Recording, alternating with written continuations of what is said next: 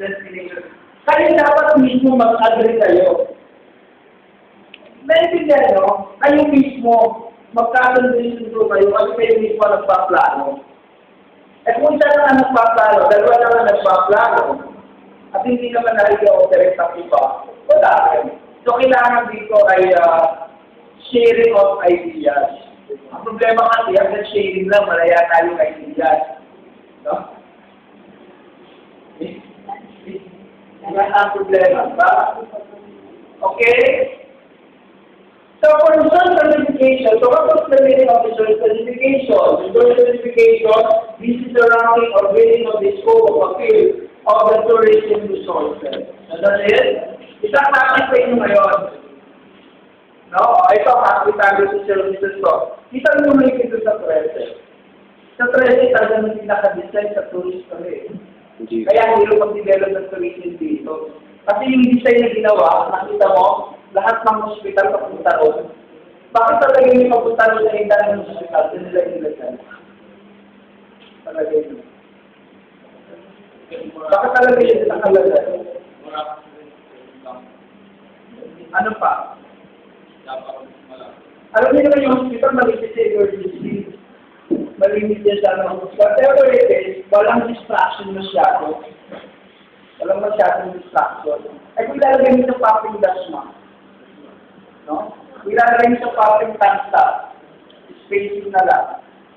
Pwede sana dito sa may ano. Kaya lang, the problem is the sunset, yung araw, yung init. Hindi ba maganda maglagay ng secretary na lugar nito. So kaya dyan nila nilagay. Eh kita mo mga industry, ba't dito nila pinalagay sa linya na ito, yung mga pabrika. Kasi alam na mga taga-13, tayo doon ka, mag-develop ang DASMA. So, transportation-wise, mas maganda. Ay bakit ito particular sa stasyon, wala naman sila pinaglalagay kung ano lang. Wala naman nilalagay dyan. Wala hospitality services. Kasi bakit? Ino-occupy taxi ng Tansayan. Okay? Yung papuntan natin. Wala talaga. Kasi, ang balak nila sa papuntan natin for the near future expansion. Katulad ngayon. Marami pa natin lote dyan. O, naisip nila ngayon, kung magtatayo ng mall, that's the best area. Now, kung magtayo ng mall, maganda. May hospital dito, lahat ng public na naman doon, andito ang mall, andito ang palengke. So, hindi maliwalay. This is the point ng planning. So, kaya pag nag-planning kayo, hindi kayo dapat magpa-planning na ngayon lang. You conduct your planning 10 years after. Study hard. Then, after the resource certifications, you have the activity analysis. So, what is activity analysis? Activity analysis, it is an activity that includes all the things that tourists can do while visiting the destination areas. Ito na yung inisipin nyo. Ipili kayo, tatayo kayo ng hotel. Hotel, resto sa tayo. Ay kung nilinis siya sa indang yung Benicio Grill napakaganda yan. No? Kaya lang, ulang sa plano yung naharigin dinependa lang. Pero napakaganda sana ng Benicio Grill na yan. Tapos sa iPhone, hindi mo alam, pag matanggal pa kayo sa puok, Benicio Grill. Kubo-kubo doon.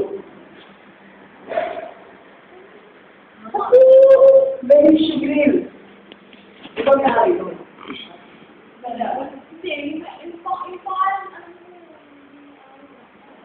Sige, maganda ko sa amin yung lugar ng Palatigero. Ano yung kinaganda nun? Maganda ko rin sa 13. Tinda, tansa, nait, na maghanap ka ng functions area wala. Kung saan pwede mong gawing venue. Pwede mong gawing venue for wedding. As a checkpoint? Ano sa venue? Tapon. Hi. Oo. Hi.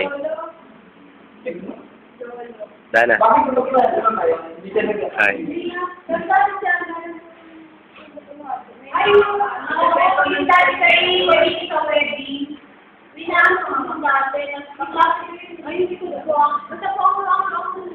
Pero sa amin na kaya lang, hindi nga na parang Say.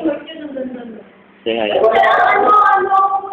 Jing. Hi lang, Jing. Magkakita yung punta na eh. namatay na, sinigelo sila. Hindi pa lang ako kumain na.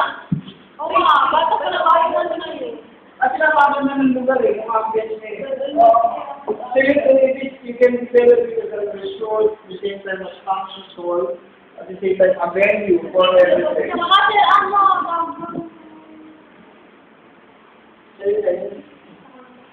pwede na alam ko may resort sa likod. Hindi nga pa kasi yung ano pa namin.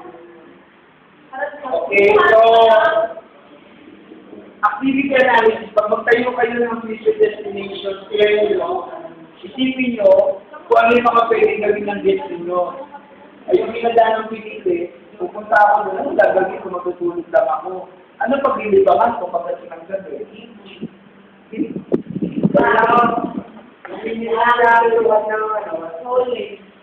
Wala nang pinili na, ano, kaya like, sa GA Plus, ang kailangan nila, may presensya ng maayos, for present and for the future, maganda.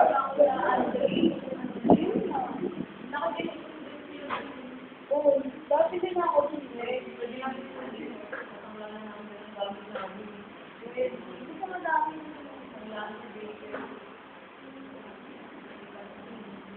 Okay. For you to have a good idea,